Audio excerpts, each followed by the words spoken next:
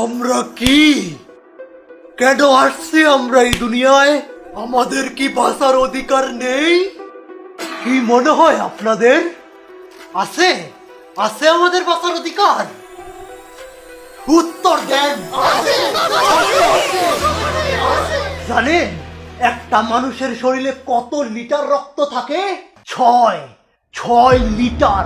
10টা মশা যদি একটা লোকের রক্ত খায় কতটুকু রক্ত লাগে জানেন?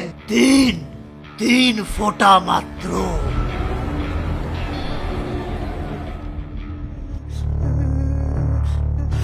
ওই মানুষের বাচ্চা, বল তোর শরীরতে যদি 3 ফোঁটা রক্ত যায় মইরা যাবি তুই?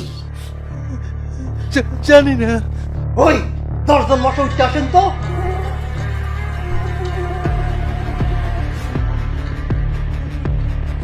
শুরু করেন। চুপ ছাড়া মানুষের বাচ্চা।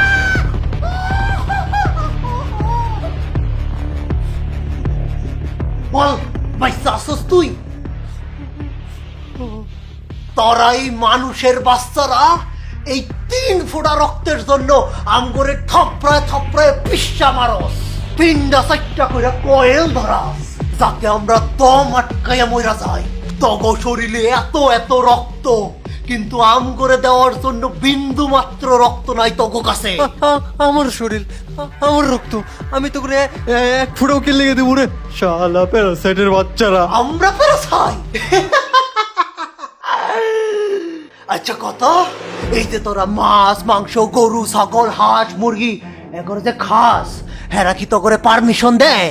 হেরা কি কয় যে আহেন ভাই পহেন ভাই আমগরে একটু খাইয়া যান? খাস না করে? খাস। খাওয়া কোনো খারাপ জিনিস না, বাঁচতে হলে খাইতে তো হবে। এক জীব আরেক জীবের উপর নির্ভরশীল, এটাই প্রকৃতির নিয়ম। কিন্তু এখন মানুষের বেলায়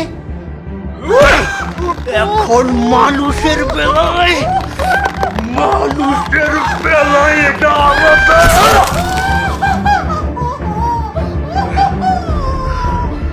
কারণ মানুষ অন্য প্রাণীর শরীর খাইতে পারবে, কিন্তু মানুষের শরীর থেকে 1 ফোঁটা রক্ত, মানুষের শরীর থেকে 1 ফোঁটা রক্তও ধরা যাবে না।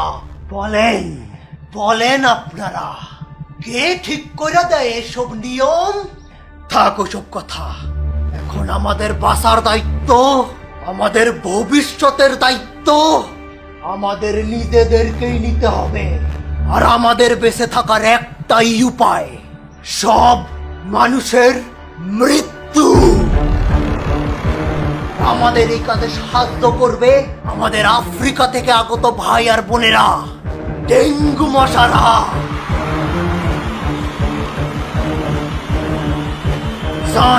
শুরু করে দেন আপনাকে প্রজননের খেলা। ঘরে ঘরে 100টা করে ডেঙ্গু মশার বাচ্চা পয়দা করেন। এই দুনিয়ায় মানুষের সময় ফুরায় আসছে, তোরা বেঁচে থাকার জন্য অন্য প্রাণীরে মারস, এখন আমরাও তগুলোকে তাই করবো। না থাকবে মানুষ, না মরবে কোনো মশা, আর এটাই হবে আমাদের প্রতিশোধ, মশাদের প্রতিশোধ।